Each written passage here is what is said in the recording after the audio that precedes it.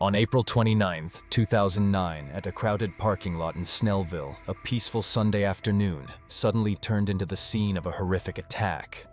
A young mother who had just picked up her little son from her ex-husband was unexpectedly confronted by a masked assailant wielding a gun right in front of her child. Shockingly, after committing the crime, the perpetrator did not flee but calmly walked away, leaving witnesses in a state of disbelief and fear. This brutal and audacious attack raised a series of questions. Who was the assailant, and what motive lay behind such a chilling act? In today's video, we will dive deep into the investigation to uncover the mystery behind the shocking Snellville shooting. Don't forget to like, subscribe, and turn on notifications so you won't miss future cases. Thank you for joining us. That afternoon, 911 operators received continuous frantic calls as witnesses reported a shooting in broad daylight. A woman had been shot beside a red Cadillac Escalade, while her young son remained strapped in his car seat inside the vehicle. The case became even more puzzling because no witnesses could identify the perpetrator or even knew the victim's identity. The crime scene appeared carefully chosen, situated near two major roads and adjacent to dense foliage, providing an easy escape route. By the time police and paramedics arrived, the assailant had vanished without a trace. Although the victim was quickly transported for medical attention, she did not survive. Inside a handbag left near the body, authorities found identification confirming the victim was Heather Strube, born on April 20th, 1984. Heather grew up in a loving family, especially close to her 7-year younger brother. Her family cherished every moment together, turning each gathering into a memorable occasion. Heather was always cheerful and radiated positive energy to those around her. At 16, through her church youth group, Heather met and fell in love with Stephen Strube. Heather's family admired Stephen partly because of the long-standing closeness between their families in the church community. Their love was considered a simple and beautiful bond by those around them. Despite devoting much time to her relationship, Heather always prioritized her studies. In her senior year, to complete remaining credits, she balanced half-day school with part-time work at a flower shop. This experience inspired her parents to open a family flower business. The business prospered beyond expectations, allowing them to expand with a second branch. With her refined aesthetic sense, Heather took on the role of designer and consultant, particularly skilled at creating unique wedding bouquets. Heather and Stephen's love continued to flourish over the years. Stephen consistently supported her family business, often helping with deliveries whenever he could. The image of the couple always standing side by side, sharing both work and life, made those around them admire and see them as a perfect match. In May 2004, Heather and Stephen officially tied the knot in the joyful blessings of both families. For their parents, this union was not only the bond between two people, but also the harmony of two families who had been close for a long time. Their happiness grew even more complete when their son Carson was born on May 20th, 2007.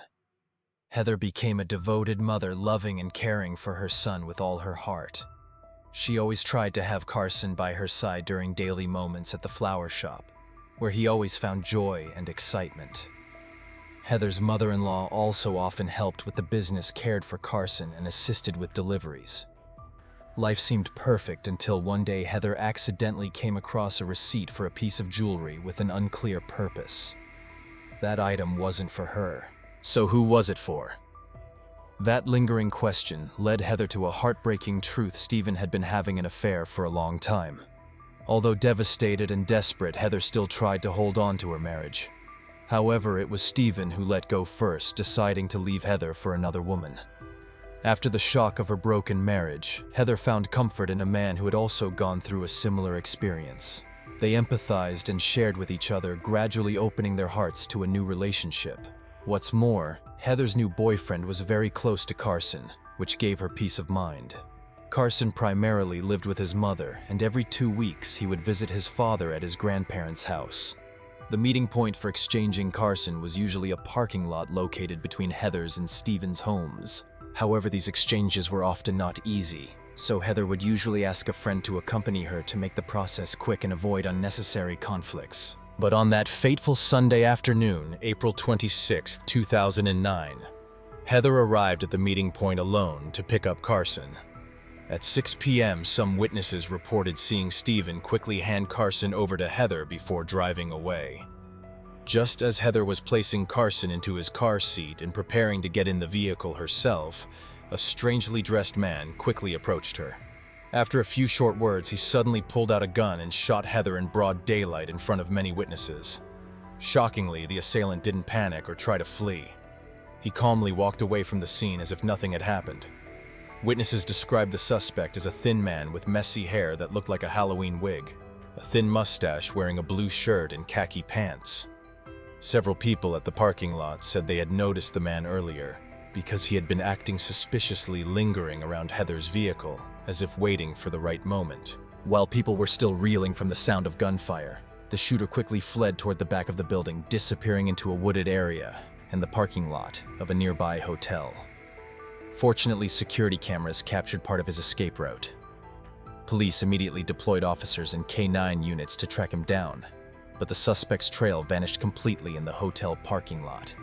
Based on the initial findings, investigators determined that this was not a random attack, but a premeditated ambush. The killer clearly knew Heather's schedule at the parking lot. After speaking with the victim's friends and family, police focused on those who were aware of Heather's routine of dropping off and picking up Carson at this location. When officers went to Stephen's home for information, they encountered an unexpected and puzzling scene. A man opened the door and, when asked about Stephen, casually replied that Stephen wasn't home before walking back inside. Moments later, another man appeared and confirmed that the person who had just answered the door was in fact Stephen himself. This strange behavior immediately raised suspicion. Once police explained the situation, Stephen admitted that he initially thought they were there about a prior theft case in which he was involved. Since he was still on probation, he had pretended not to be himself to avoid legal trouble. But when the officers told him about Heather's case right in front of Carson just minutes after he had left the parking lot, Stephen grasped the gravity of the situation. His demeanor shifted dramatically. The guarded, uneasy expression gave way to shock and devastation. He repeatedly apologized to the police for lying and urgently asked about Carson's condition. When reassured that Carson was safe, Stephen began cooperating firmly, denying any involvement in the crime. He claimed that after leaving the parking lot, he met with his new girlfriend and went to wash his car. This alibi was later confirmed by surveillance footage and the girlfriend's statement. However, this only proved that Stephen hadn't personally carried out the shooting. It did not rule out the possibility that he had hired someone to do it. Rumors began swirling among Heather's friends, most suspecting Stephen had orchestrated the crime. His family, however, insisted the relationship between the two remained civil. Heather's family countered that handovers of Carson between the two often led to disputes, to the point where Heather sometimes asked someone to accompany her to avoid tense encounters. Police compiled witness statements and released a composite sketch of the suspect, a man with short, messy hair, a thin mustache, and an elongated face with an odd appearance that looked almost like a Halloween disguise. To make it easier for the public to picture, officers even compared him to famous singer Sonny Bono. Then came an unexpected lead. Someone suggested the suspect might be a serial killer wanted in South Carolina, a man who had brutally murdered 5 women in public places. But after thorough investigation, police learned this individual had already been arrested before Heather's death, eliminating him from suspicion. Just when the case seemed to hit a dead end, a crucial tip came in. A truck driver staying at a hotel near the crime scene contacted police. He reported that a day before the shooting, he had seen a strangely dressed man sitting in an old Ford F-150 truck, using binoculars or a camera to watch the parking lot, where Heather would later be attacked. The man was wearing a wig and fake mustache, closely matching the suspect's description. Police quickly began checking Ford F-150s in the area and zeroed in on one registered to Joanna Hayes, Stephen's mother. When the truck driver was brought to Joanna's home, he positively identified it by its distinctive black trim as the same vehicle he had seen. Joanna, however, adamantly denied any involvement and provided an alibi, a receipt for a frosty purchase from a Wendy's at 7:19 p.m. on the night of the murder, roughly 68 miles from the scene. When asked about her relationship with Heather, Joanna appeared shocked by the death of her former daughter-in-law, but she also frankly shared that in her opinion, Heather was not a good mother, and Carson would be better off living closer to her family. This view completely aligned with what Heather's friends and family had previously said about the tense relationship between her and her mother-in-law. Heather had confided to friends that whenever Joanna interfered in matters between her and Stephen, things became more complicated and tense. Sometimes she even felt as if Stephen was speaking on his mother's behalf, rather than expressing his own opinion. Even when Heather and Stephen's marriage was still stable, Joanna often meddled too deeply in caring for Carson, picking him up and looking after him without ever asking Heather's permission, making the family atmosphere suffocating. Faced with this information, law enforcement began to suspect was it Stephen or Joanna who orchestrated the murder, hiring a hitman to kill Heather. On May 5, 2009, police summoned Stephen and showed him a never-before-released security video. The purpose was to see if Stephen could identify the mysterious man who appeared at the crime scene. Although the footage was blurry and the face indistinct, the man's limping gait, especially around the hip, could be an important identifying feature. At first, Stephen seemed confused and insisted he didn't recognize anyone. But as soon as the footage played, his demeanor completely changed. He was almost frozen, murmuring under his breath, "No way. Oh my God." Sensing this unusual reaction, officers asked directly, "That's your mother, isn't it?" Stephen was stunned, unable to believe his eyes. That familiar gait left no room for denial. Even though he tried to reject it, the truth was obvious. After calming down, Stephen agreed to call his mother under police supervision. Joanna answered cheerfully, but her tone shifted instantly when Stephen bluntly asked if she was the person in the video. She dodged the question, then coldly replied, "Well, I guess I should get ready for them to come arrest me tonight, huh?" This cryptic, unsettling remark only heightened the tension. The next day, Joanna was summoned to the police station. When shown the suspect's sketch, she remained calm, even joking that she wished her nose were as small as in the drawing. Investigators noted her deliberate evasiveness and stressed that the sketch was based on eyewitness descriptions, which closely matched Joanna's features. Still, she firmly denied having anything to gain from Heather's death. When police pointed out that she would have more access to Carson if Heather were gone, she coldly responded, "Let me know when you find evidence in my car before walking out." After this unproductive meeting, police turned to Joanna's ex-husband for insight into her temperament and behavior when losing control. He revealed that in the past, when their marriage was on the verge of collapse, Joanna Hayasad, once in a fit of rage, pressed a .38 caliber Rossi revolver to his head. This detail eerily matched the location of Heather's fatal wound. Forensic results later confirmed that the murder weapon was either a .38 caliber Rossi or Taurus revolver, further strengthening suspicions of Joanna's direct involvement. Joanna's pickup truck was immediately subjected to a thorough search. However, it appeared to have been professionally cleaned before police could seize it. Investigators found only a few tiny synthetic fibers clinging to the carpet suspected to be from a wig, but these were insufficient to serve as conclusive evidence since no matching wig was recovered.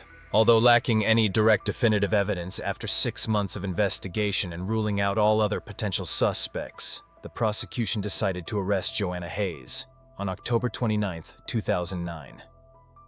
During interrogation, Joanna maintained a cold demeanor, denying all allegations even when shown the heartbreaking crime scene photos. Joanna's trial became a major challenge for prosecutors. Although it was clear that the shooter had been disguised, every witness insisted that the person who fired the gun was a man. Even Stephen, who had initially recognized his mother's gait in the security footage, changed his testimony in court, claiming his original statement was made under pressure. However, the recording of Stephen's genuine first reaction still lent support to the prosecution's argument. Joanna's defense attorney repeatedly presented an alibi, a receipt for ice cream purchased at a Wendy's located nearly 70 miles from the crime scene. However, police demonstrated that traveling from the scene to Wendy's within that time frame was entirely possible. The case grew even more difficult when neither the murder weapon nor the wig was ever found. The only solid basis the prosecution could rely on was Joanna's clear motive and intense desire to gain full custody of her grandson Carson.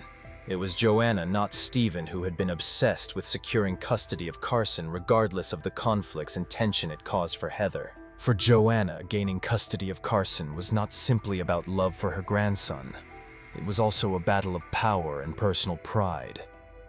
She could not accept rejection and was determined to win at all costs, even if it meant taking Heather's life. On May 27, 2011, Joanna Hayes was sentenced to life in prison with the possibility of parole after 30 years. To this day, she continues to maintain her innocence. Carson now lives under the care of his maternal grandmother and still maintains contact with his father. However, one day he may have to face the painful truth that it was his own paternal grandmother who took his mother's life. The greatest tragedy is that Heather, a young mother full of ambition and dreams of becoming a lawyer to help the vulnerable, never had the chance to fulfill her aspirations. Though the case is closed, the haunting memory of that day still lingers in the hearts of Heather's loved ones. A family torn apart by greed, selfishness, and a blind pursuit of control. It serves as a grim reminder of the importance of resolving conflicts peacefully, prioritizing children's well-being, and keeping destructive emotions in check. Has Joanna Hayes' sentence served as enough of a deterrent? Are there still hidden truths left undiscovered in this case? Share your thoughts in the comments below so we can discuss them together. And before you leave, don't forget to like and subscribe to my channel for more gripping stories to come.